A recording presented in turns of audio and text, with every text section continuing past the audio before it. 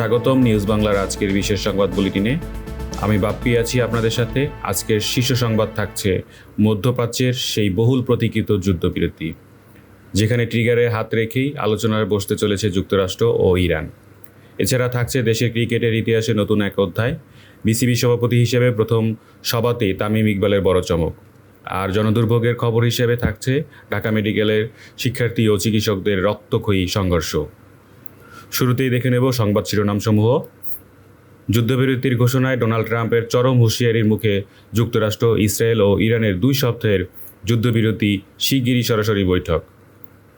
বিসিবিতে তামিমের যুগ শুরু। বিসিবি সভাপতি হিসেবে প্রথম সভাতেই ঘরোয়া ক্রিকেটারদের বেতন ও ম্যাচ ফি বাড়ানোর বড় ঘোষণা দিলেন তামিম ইকবাল। হাসিনাকে ফেরানোর জোর তৎপরতা। শেখ হাসিনাকে হস্তান্তরের জন্য ভারতকে আবারও আনুষ্ঠানিক অনুরোধ জানালেন বাংলাদেশ। ঢামেকে অস্থিরতা। চিকিৎসকের ওপর হামলার অভিযোগে ঢাকা মেডিকেলে জরুরি সেবা বন্ধ। শিক্ষার্থী ও ডাক্তারদের দফায় দফায় সংঘর্ষ। বিশ্বব্যাংকের হুঁশিয়ারি, মধ্যপ্রাচ্য যুদ্ধের প্রভাবে বাংলাদেশে দারিদ্র্য বিমোচনের গতি কমেছে। 12 লাখ মানুষের ভাগ্য নিয়ে সংখ্যা। আন্তর্জাতিক মধ্যপ্রাচ্যের শান্তির সম্ভাবনা। বিস্তারিত সংবাদে প্রথমেই নজর দিচ্ছি বিশ্ব রাজনীতির সবচেয়ে বড় ব্রেকিং নিউজে।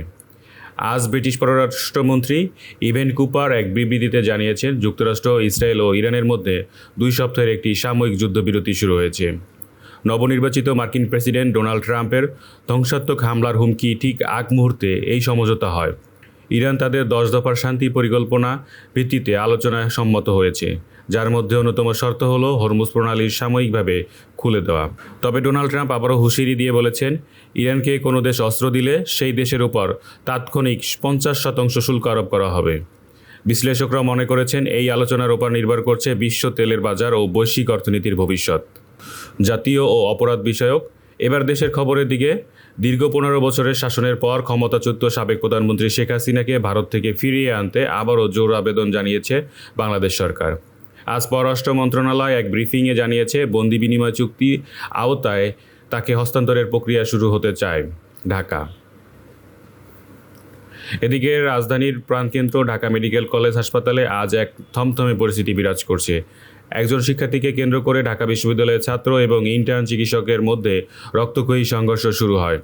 এক পর্যায়ে হাসপাতালে জরুরি সেবা পুরোপুরি বন্ধ করে দেওয়া হয়, যাতে চরম ভোগান্তিতে পড়েন শত শত রোগী। বর্তমানে পুলিশ ও আনসার সদস্যরা সেখানে অবস্থান করছেন। অর্থনীতি ও স্বাস্থ্য। অর্থনীতির খবর মোটেও সুখবর নয়। বিশ্বব্যাংক তাদের সর্বশেষ পরিস্থিতিতে জানিয়েছেন যে, মধ্যপ্রাচ্যের যুদ্ধের প্রভাবে জ্বালানির মূল্য বৃদ্ধি পাওয়ায় বাংলাদেশের দারিদ্র্য বিমোচনের গতি মারাত্মকভাবে ব্যাহত হচ্ছে। তাদের মতে প্রায় 12 লাখ মানুষ এই সংকটের কারণে নতুন করে দারিদ্র্যের সম্মুখীন হতে পারে।